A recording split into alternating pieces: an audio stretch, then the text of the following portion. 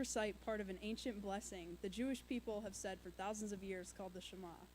Jesus recited this as part of the greatest commandment. He said the entire Bible is summed up in this commandment. Because we are a Jesus community, we want this to be our posture as well. So let's proclaim it together. Hear, O Israel, the Lord is our God, the Lord is one. Love the Lord your God with all of your heart, with all of your soul, and with all of your might, and love your neighbor as yourself.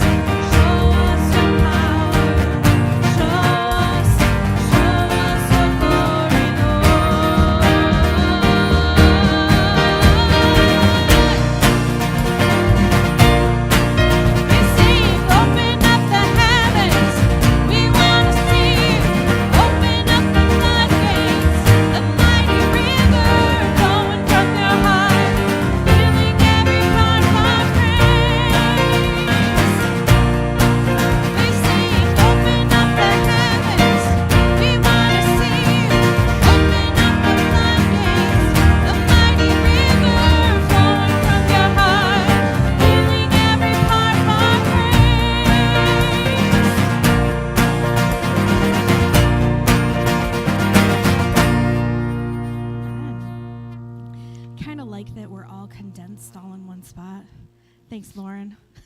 Yes, I took it upon myself to crawl. Group hug. Right? Don't you feel so close to each other? Father, let your kingdom come. Father, let your will be done. On earth as in heaven, right here in my heart. Father, let your kingdom come. Father, let your will be done. On earth as in heaven, right here in my heart. Give us this day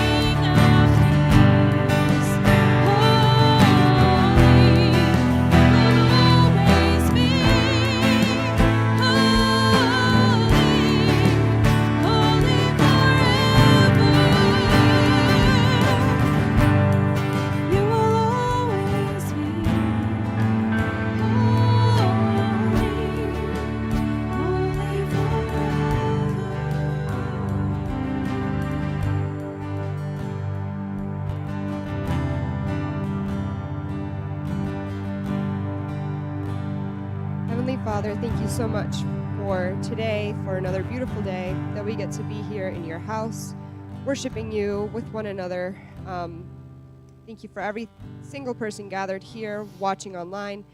And I just pray for everyone that is traveling this weekend. I just pray for safety and relaxation and renewal for all of us. I also pray for this morning that you would meet with us, that you would speak through everyone that has something to share, and that you would take what we offer as far as finances and multiply it, and bless our lives because of it. Amen. Turn it off. You can all be seated. Good morning, everybody. As my mother just reminded me, my name is Annika. No, my name is Annika. I'm a ministry partner here at New Ground, and I am so happy to see you all, and love that you're all here close. I can see you all. I don't have to go like this. It's great. And welcome to everyone joining us online as well. I'm glad that you're here. So I've already prayed, but I just wanted to mention briefly, we're praying for Judy Koringa, who's continuing to struggle with chronic pain and other health issues. So we definitely want to keep her in our prayers throughout the week. And then let's also be praying throughout the week for the Dealman family, who will be welcoming a new little one into their family this week. So praying for, again, just health, safety for both mom and baby, and that everything would go well, and that nerves and everything would be just under control, and that God would just bless their family immensely after everything that they've gone through.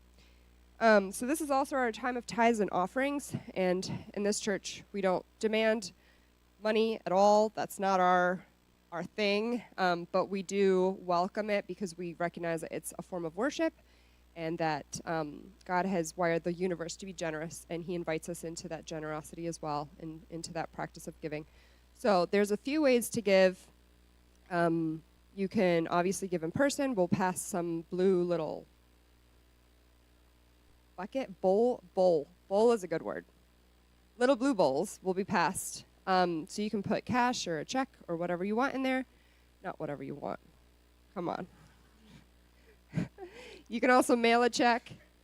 You can also give online, especially if you're watching online. That's the easiest way to do it. Or you can talk to your bank and set up an ACH transaction.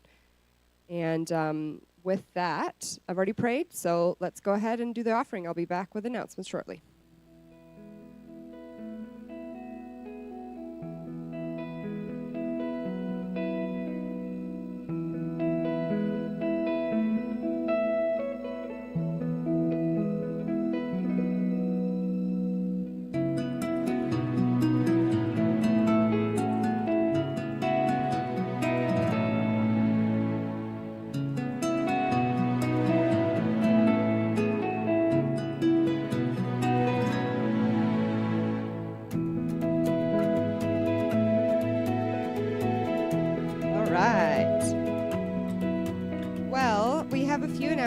First of all, it's Memorial Day weekend, so I hope everyone has a chance to commemorate what we're commemorating this holiday, but also that you get a chance to spend some time with family and get away and disconnect from all the troubles of life and just have a good time together.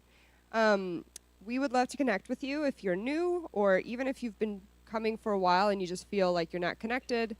Well, please fill out a green connection card in the back or online. You can also go to newgroundchurch.org and click on I'm new, and then that'll let you tell us about yourself, and we'd love to get to know you more.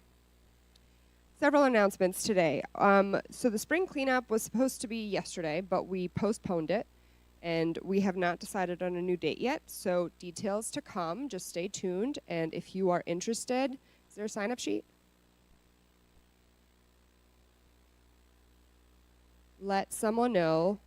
These people are Charity, Pastor Mike, my dad, Wendell, or Charity's husband, Ryan, or just Ryan. or Bernie or anyone that you think looks like they know something.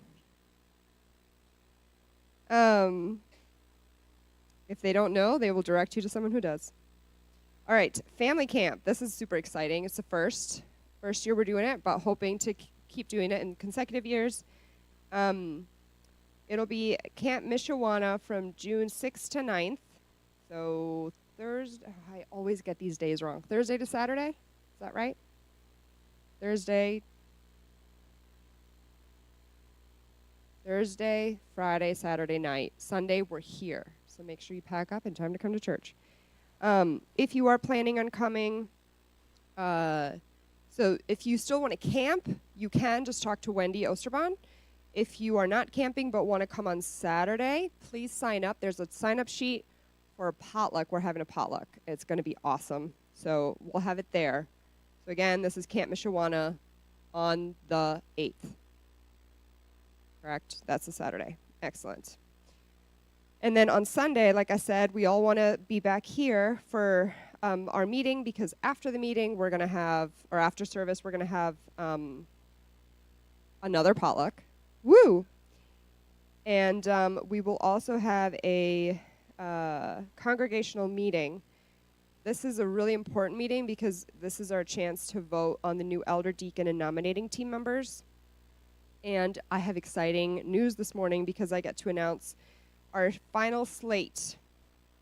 We have to do this 2 weeks prior to the vote, so that you guys know. And if you have any questions, you can contact our existing consistory members. So the new, the people on the final slate are for elder. We've got Eric English, deacon Lindsay Riley, and nominating team we've got Pat Danielson and Stu Koringa.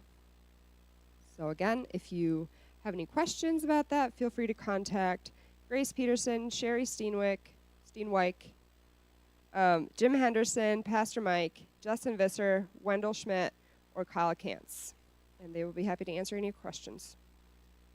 Okay, then we need some summer volunteers for nursery and for pre-K and kindergarten age kids. So we want to give our children's ministry volunteers a break during the summer. And so we need some people that don't normally serve in kids to step up and just help out. And so we have 2 areas open. The nursery is always, and then this year, for the first time, we're also going to have pre-K and kindergarten open, just because we have a lot of kids, and we don't necessarily want, we love having them in here too, but they need a place to just be kids. So we want to give those parents a break as well on Sundays. And so if you are willing and able to step up in that sense, please do. There's a sign up in the foyer on the back. And if you have any questions, contact Julia, who will be back next week. Okay. We have a Chamber of Commerce Scholarship Golf Outing. This is Saturday, July 26th from 8 a.m. to 2 p.m. So if you love to golf, or even if you would like to give it a shot, you can sign up. The price for individuals is $125. The price for a foursome is $500. These proceeds go to provide scholarships to local graduating seniors. So if you're interested, talk to Mike, Pastor Mike. He's not watching, so I'll just call him Mike. All right, that's it for announcements. So kids, actually we'll have the 1st through 4th graders stay in here because you guys had your your end of the year party last week. So we'll be in here, but if you are pre-K or kindergarten or really can't sit still, there will be people waiting for you in the back to welcome you and have some fun with you. So, and everybody else, we've got donuts in the back. There's coffee, tea. Help yourselves and say hi to someone.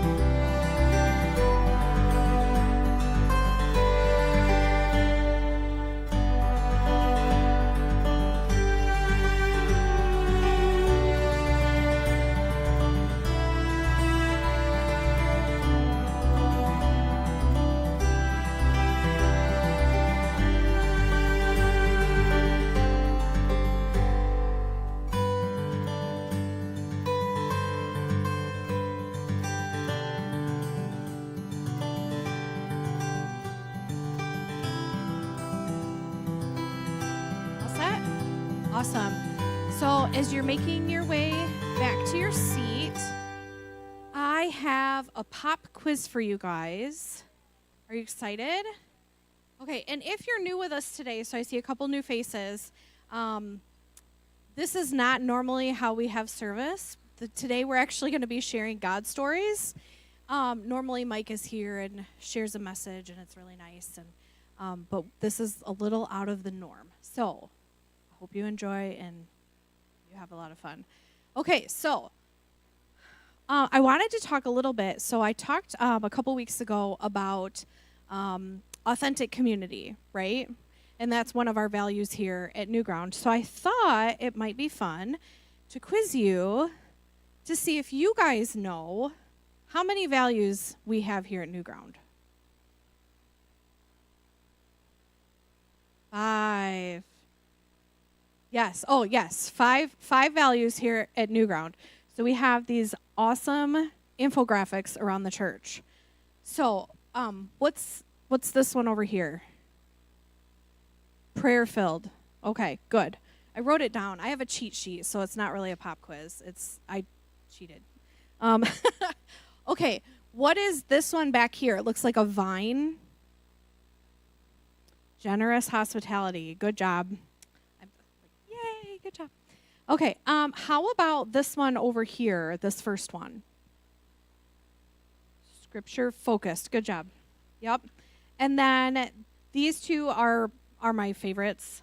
This one back here with the question mark, curious together, and then this one over here with the heart is our authentic community. So that's what I talked about a little bit a couple weeks ago.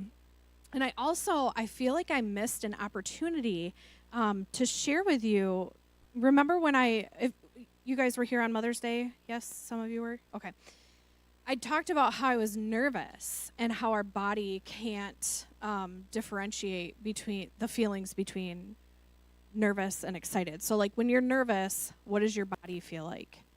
Feel kind of like excited, right? It feels like you get maybe, like for me, I get like a stirring in my belly and I'm like kind of, so the same happens when I'm nervous and when I'm excited, right? So the body can't tell the difference. And I feel like I missed this opportunity because we talked about the renewing of our minds, right? And we went through the daily examine and we talked about that. And the renewing of our minds changes that nervousness to excitement. So I thought I would do like a callback to that and encourage you, if you haven't had a chance to pick up, like if you really liked the daily examine and you didn't get a chance, I printed more of those sheets and those are out there. Anyway, I just wanted to share that with you and kind of go over, because these are our values, right? Living authentically, being curious together. Those are my two, I think those are my favorite ones because it involves us as a group, right? As a church.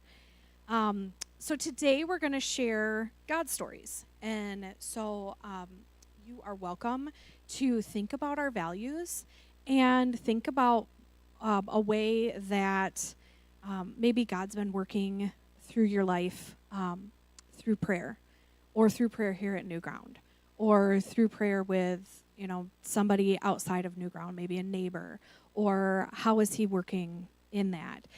But it doesn't have to be, the stories don't have to be about any of our values. They probably will tie in some way, shape, or form. But just kind of think about it. I do have one person I'm going to have come up first. And then as you're listening, you can think about that. And if God really puts something on your heart, you can come up and share next. So I'm going to have Mary Ellen come. And I am prepared today. I have a seat for you. I have Kleenex boxes for you. I mean, you should be all set this morning. So, yeah, well, I'll help you.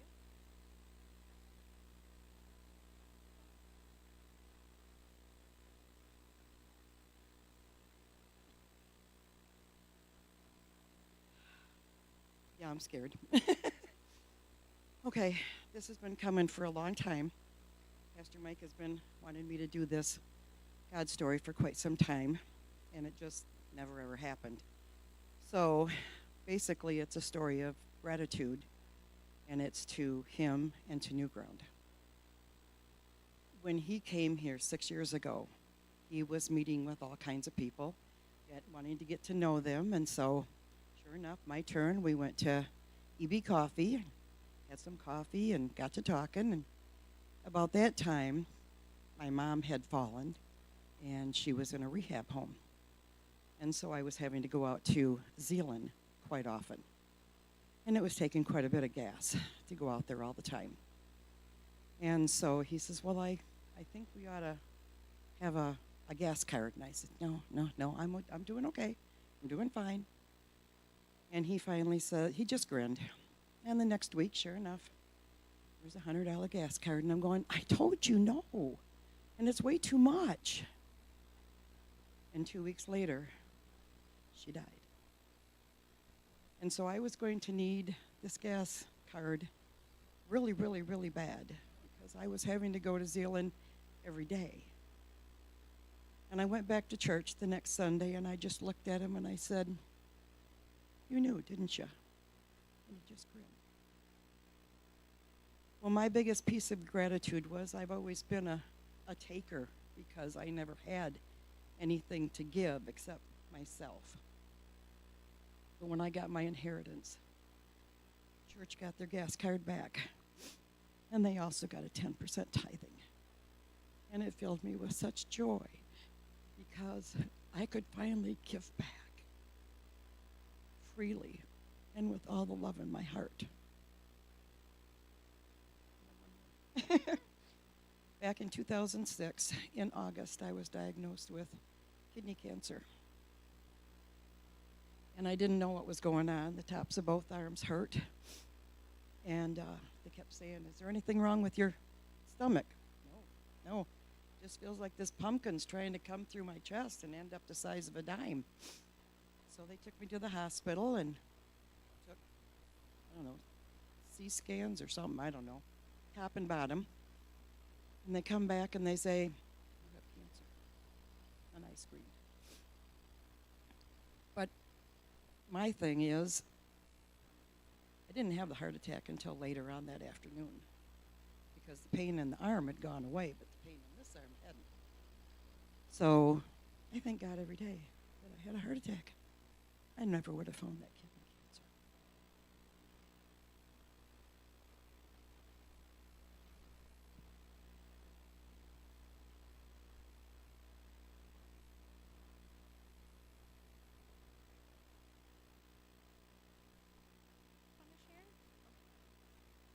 Hey, can you hear it okay? Okay, that's okay. Anybody else want to share? It'll be a super short service if nobody shares. Wendell!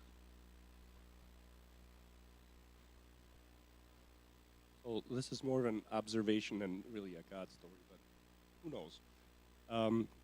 We just got back from vacation. We were gone for 2 weeks, 1 week in Germany, 1 week in Italy.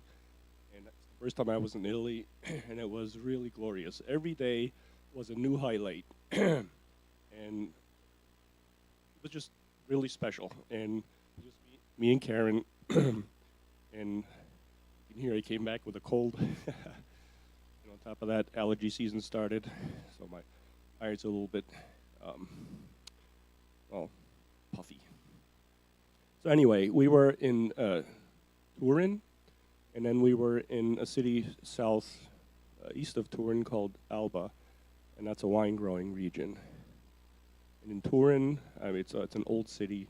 It was, I think, founded back in Roman times, and the name is Torino, which means little bull. That's how I got the name.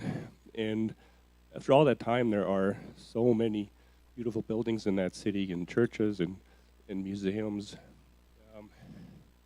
And you can really see the history and the passion people put into these buildings because of the architecture and just how they're built. They're not just plain facades. And the same thing is true throughout Italy. Alba is it's a small town in the middle of wine country, and I would guess that it's about 1,000 people. And in this little town of 1,000 people, there are 3 churches, and they're also very old churches. One of them was open. You could just go in and look around, and you could see the very ornate and pillars and all the frescoes and all the things that go along with the Catholic Church. And we were there 3 days. But the thing was, even on any day, you would never see anybody in there except tourists. And I think it was on a Saturday, or maybe it was Sunday. We left Sunday, yeah. And so I walked into the other churches because they were open on Sunday morning, and they had art exhibits in them. You could walk in; it was free. Somebody had done some watercolor paintings, and they were exhibited there. And it was, the church was a little old, but also not restored recently, so it was kind of run down looking. You could see the paintings had some. They showed their age. Some paint was dim and peeling and things like that. And it must have taken an enormous amount of effort and time to build these churches. So somebody's heart had to be in it to spend year after year. It's probably wasn't OSHA wasn't around, and when they climbed those high scaffolds, I'm sure a lot of people got hurt, but it was worth it to them. It meant so much to them that they put all they had in it. But they're not being visited now, for whatever reason. And I think people have been disappointed from church in Italy, just like we have from churches here. But despite all that, I mean, on the one hand, you see that all these beautiful buildings, nobody's really has faith enough to go there or is willing to be part of that, Catholic religion. So you think, well, what's going to happen? Nobody sees faith as being important. So what's the future? And at the same time, I think there's always hope. Always hope that God's Spirit can, revive a city or a country, and put those buildings back to the use that they were intended for originally. So, like I said, it was just an observation, and I think even in the U.S., churches are founded, churches close and disappear, and it's always a process of discovery, and then you lose faith or interest, and you rediscover. So, but it really stood out when you have architecture like that. I think the whole the impression of what God means to people and what they're willing to do to express it is so much more pronounced in those countries where they have a very, very long tradition of faith. So that was it.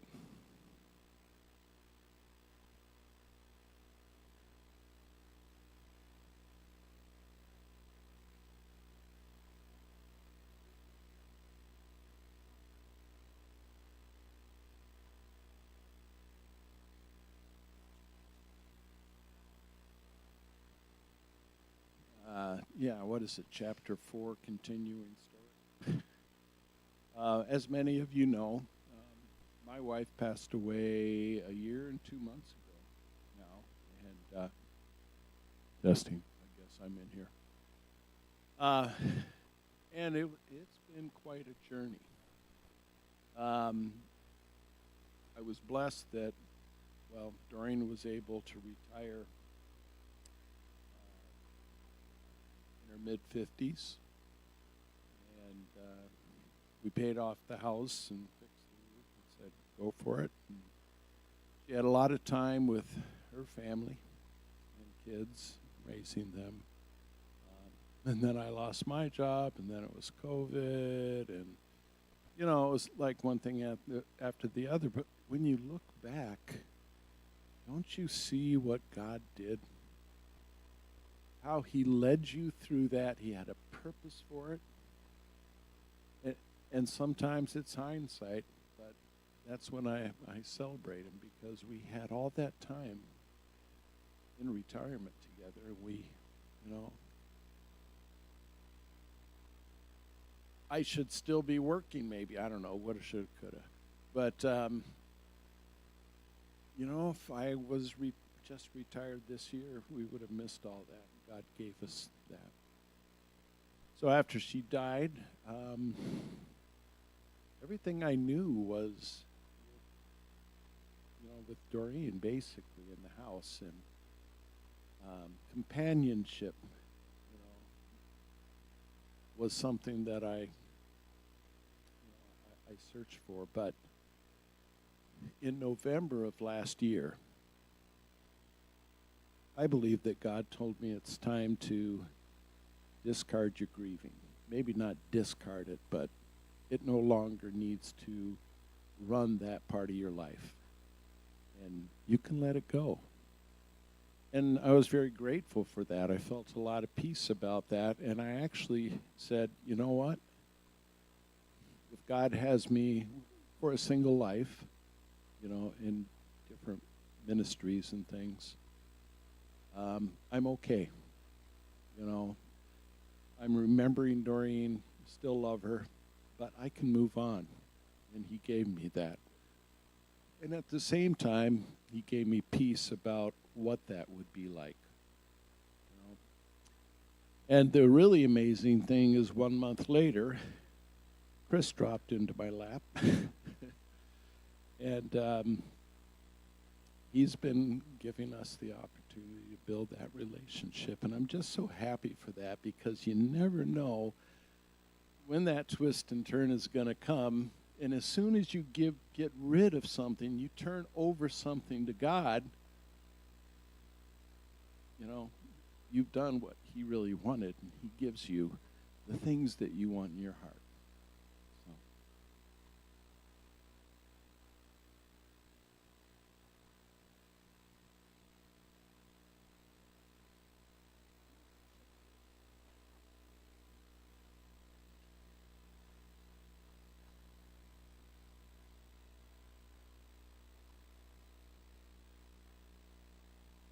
So, this is Carrie. So, so my name is Emmy. So her sister's husband side of the family, came over. Yeah, is here currently, and we've been getting to know each other a lot. And so, my cousin Forrest, who's only 4, just learned how to ride his bike, and he got a new one. It's been really fun. But earlier yesterday when we were riding my bike, I fell, and I turned the bike, and the handle went straight in my chest. And my mom said, and then this morning she said, yeah, and it was like really hard to breathe, and I'm still actually trying to figure it out a little bit. But yesterday she said, this morning she said, if it went lower than that, I probably could have had an internal injury and probably had to get surgery. And that's like the most thing that I've ever feared. And I'm just glad that it went higher than that, so that I didn't have to go through something really scary. But, yeah.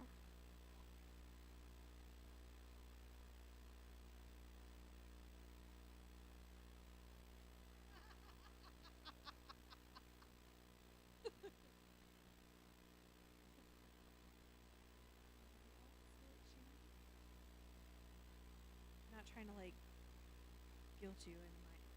Oh yes, didn't even have to look into your eyes and say, "Come on, and do this."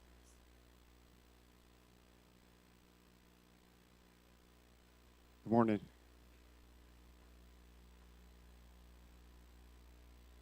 I find that I'm a simple guy, and I usually move with purpose. So I had a lady tell me one time, she says, "You're the only person I know that walks with purpose." So all that to say is that I like to get things done, and I typically move fast. But then I have to stop every once in a while and just enjoy what's around me. So this year, as I was driving out of my driveway, I noticed a killdeer. Killdeer, for those that don't know, is a little bird. And the killdeer had built a nest right beside my driveway. I mean, I got a gravel driveway, and like right next to it is a nest. So I'm always amazed at what we as humans do to preserve life. We've had, when we lived in the farm in Big Rapids, we had cows in the house, and we had chickens in the house, and horses in the house, and just all sorts of things, just trying to keep animals alive. So what we did with the killdeer nest is, because we get a fair bit of traffic, is I put my little driveway stakes that we use in the wintertime, and I put one on either side of the nest, just to mark this is where killdeer nest is, because Amazon comes in and UPS comes in, and they usually drive pretty fast. So as people, we do what we can to preserve life. So as the killdeer were sitting on the nest, when I would cut the lawn, it was always interesting watching Mama Killdeer. She'd come out of the nest and she'd pretend she had a broken wing. And then I think it was Friday morning, the couple of the eggs hatched. So yesterday, as we were driving down the driveway, there was 3 little chicks are running around. And it was just so much fun to watch. And then again this morning, as we were coming to church, watching the 3 chicks running all over the lawn. But just taking the time just to pause in a busy life and just to enjoy what's right in front of my nose. And it's the little chicks. And this morning watched 4 little bunny rabbits just chasing each other through my yard. Not a care in the world, and just enjoying each other, enjoying what's around them. And for me, it was just a good reminder, just to pause, slow down. God's in control. God's got it. But that was just one of the lessons. The other one was just watching that Mama Killdeer, and how the Mama Killdeer did what she could to protect her babies. Then also what we did, by putting the little driveway stakes out to say, hey, careful. And God does the same for us, is that he watches over us and he cares for us. And again, it was just all those little reminders in nature that if I allow my schedule to take control, I miss that. I miss what's right in front of me. So again, just slow down, pause, enjoy life, enjoy what's in front of you. Take time, count how many petals are on a flower, stop and smell the roses, all of that fun stuff. So that's my encouragement to you too. I don't know if your schedule is as crazy as mine, but just, it's okay. Number 11, hit pause, number 11. Looks like an 11, I'm sorry. So anyways, yeah, take time to enjoy God by what he's given us all around us.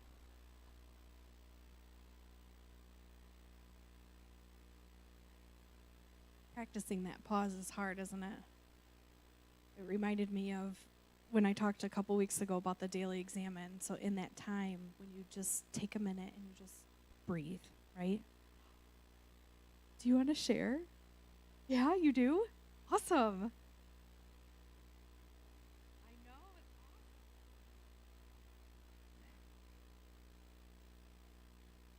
it's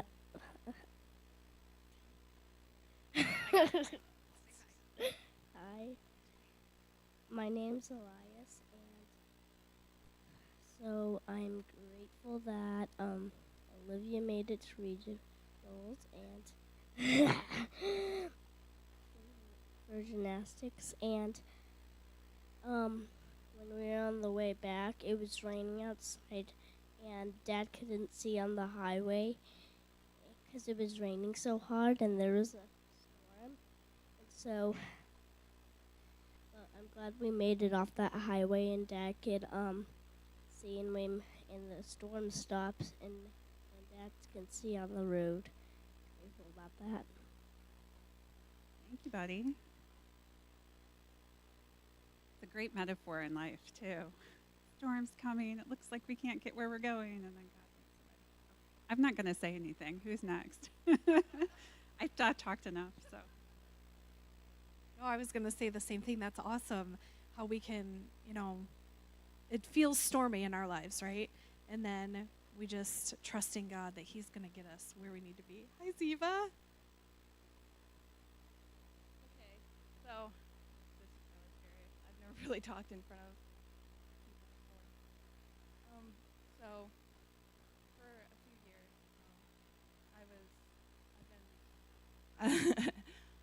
for a couple years now, I've struggled a lot with my mental health and trying to figure out what works and what doesn't. And so a few years back, I was officially diagnosed with lots of different mental health things. And so last year, I felt like I was really lost, and I felt like there was no, I guess, light at the end of the tunnel.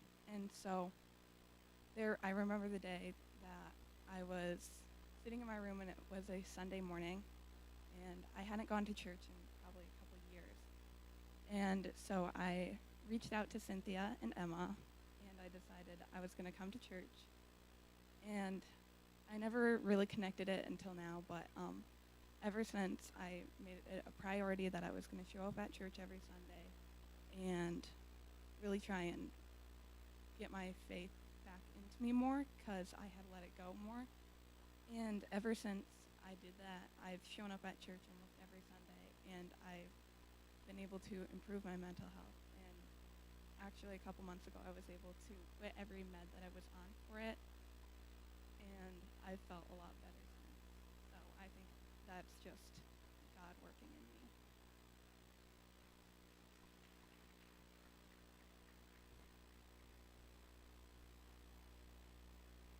I love God Stories Day. I love when we can have this time to share. Anybody else want to share? Okay. My daughter can share, I can share too. Okay, so my name is Annika. I just realized that it is my last day of being 32. And I feel like, so the thing that brings me the most joy at the moment, and the thing that I spent doing all day yesterday, was like, this is my gift to me, and it was gardening. And it was, I went to Horrocks and bought a lot of stuff for my garden, and all perennials. So I said, I'm justifying this cost because it's an investment in my garden, and it's going to look awesome next year and the year after and the year after. And there's something really interesting about getting perennials, because they don't look stunning right when you put them in.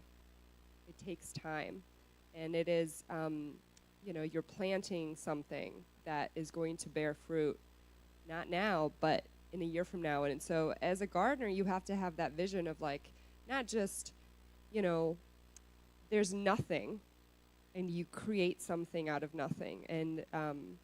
And I feel like there's so many metaphors in gardening with what God does with our lives. And the other thing, too, that hit me yesterday is I spent a lot of time weeding. I spent a lot of time mulching. And those are such thankless jobs, because the weeds don't stay away. They come back. And so if you weed once, you have to weed 100 times. But for me, over the years since I started enjoying this, and the reason I wanted to say is because I'm getting old, so now I enjoy gardening, right? Because 5 years ago when I moved into this house, my dad he got my garden started, and he's like, remember to water, he'd come over every morning. He's like, did you water today? I was like, I don't know, I guess. And there's something different when you buy your own plants and you take ownership of them, and they're your babies. And so I'm not going to let them go a day without being watered now. But I was just interested 5 years ago in going to the beach and not being home. And I was like, who wants to spend their time in the garden? And my dad was always working in the garden. I was like, it's so boring. Now I'm 30, almost 3, and I'm like, this is my gift to myself, is working in my garden. Anyways, the other thing I wanted to say about that, too, is for me, it's if I look at my life as a garden and God as the gardener, I just see the need to with mental health. I've shared similar struggles, Eva, so thank you for sharing. But for me, the important thing is I see mulching as the preventative, the big thing that you do once a year or every so often to reset the stage, and to maybe go to the doctor, get diagnosed, or maybe sort something out, have a come to Jesus moment, and fix something big to get. It's like preventative to get ahead of it. But then also you just have to keep weeding every so often, and you have to root out those thoughts. And I saw something the other day. It's like only you can hear the thoughts in your head. And so whatever you think about yourself, nobody else actually thinks that about you. And so if you can keep rooting out those thoughts, little by little, every day a little bit, then it keeps you healthier and happier. And I feel like, we can go to, when I was growing up, we'd go to camp every year. So you go to camp every year, and that's like mulching. You put down mulch, and you set yourself up for the next year. But then throughout the year, you have to go to church every day, because that's like you're weeding. You're removing the things that are toxic to your garden. And if God is a gardener, and he's making all things beautiful, but he has a plan for your life where there's maybe nothing growing right now. He's like, oh, I'm going to get this perennial in there next year. And it looks like nothing right now, but in a couple of years, it's going to look awesome. And so I just wanted to say that, because it's an encouragement to me. My garden's going to look awesome 3 years from now. And hopefully my life will reflect that as well. So.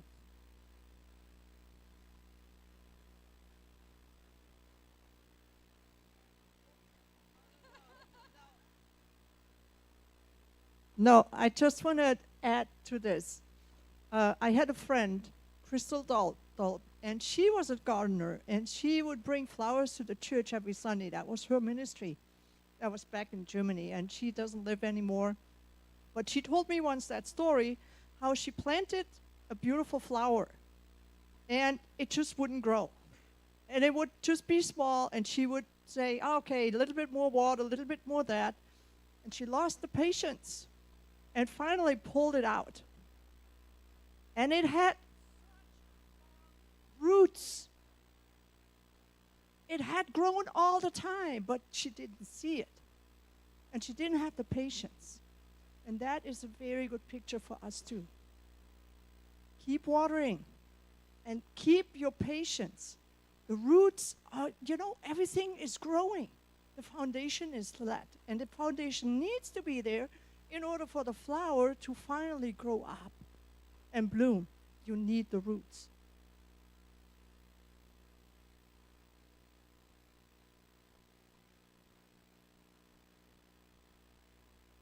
This is going to be last call.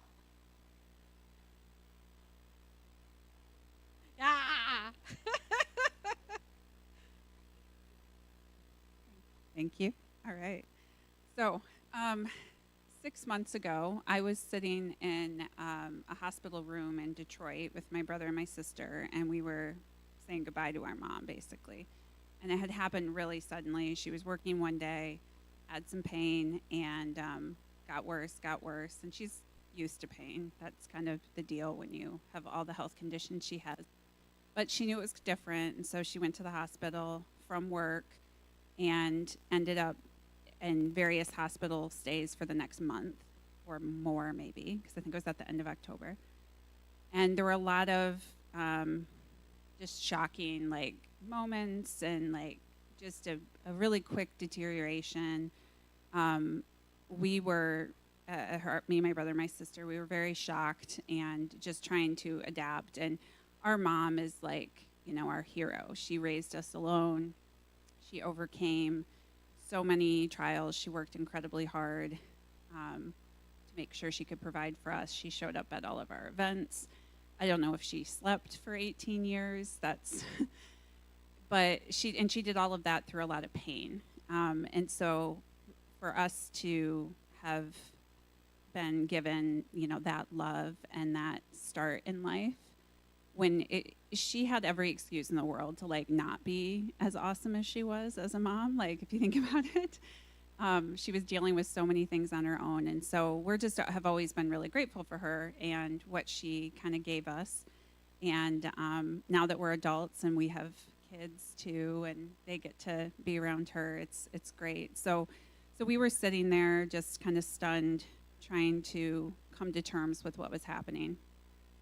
And I was driving multiple times a week from here to Detroit to go see her. And, every day there was worse news and worse news. So I came to a point where I just kind of let it, like, not let it happen, but just like accepted it. And on one of my many drives, and just kind of felt this, like, I wasn't giving up, but it was like this piece of just, this is what it is. I can't do anything about it, but God is still here. And I ended up that week having so many, like, great conversations with my mom, many, like, really hard experiences with her, just kind of sitting with her, and she's dealing with, you know, all of these things going wrong.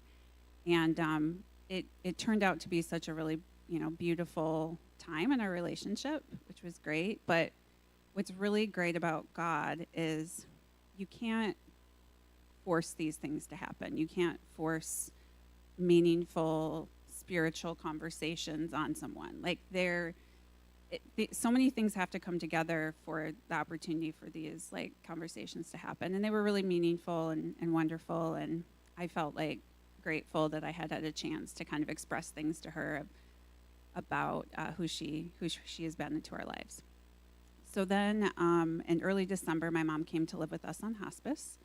And that was basically the plan, is until she passed, she's going to be with us. And when she came to our house, she was really couldn't walk on her own. My husband and I had to, like, help carry her into the house and get her settled. And it was a really hard time. We knew that she needed to be with us, and we wanted to be able to provide that for her. But there was a lot of, like, okay, what comes next is going to be really, really hard. Just going to kind of keep getting worse.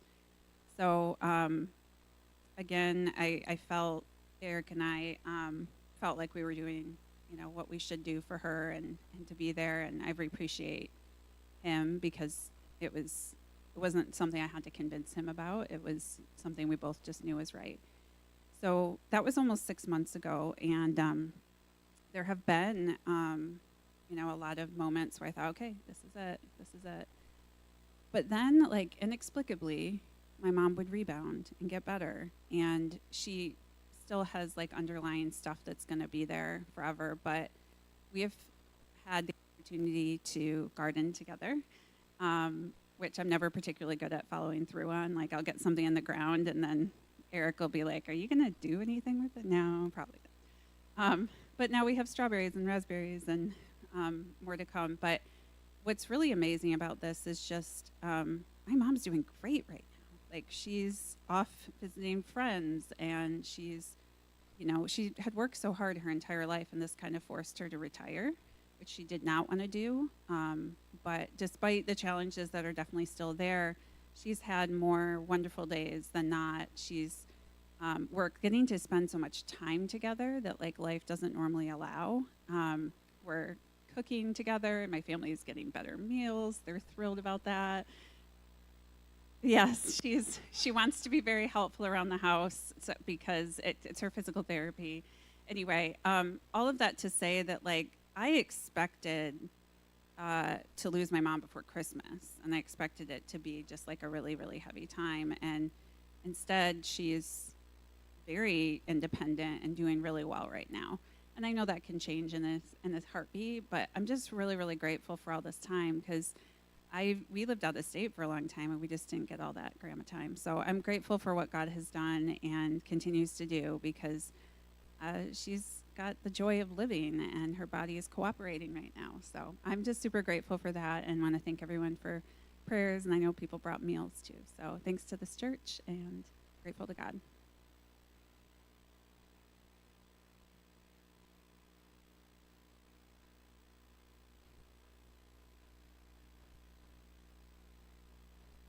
Steer anybody else into a God story?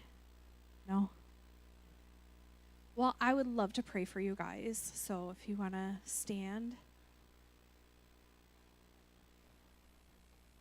Father God, we just thank you so much for each and every person here, and for those that are watching online.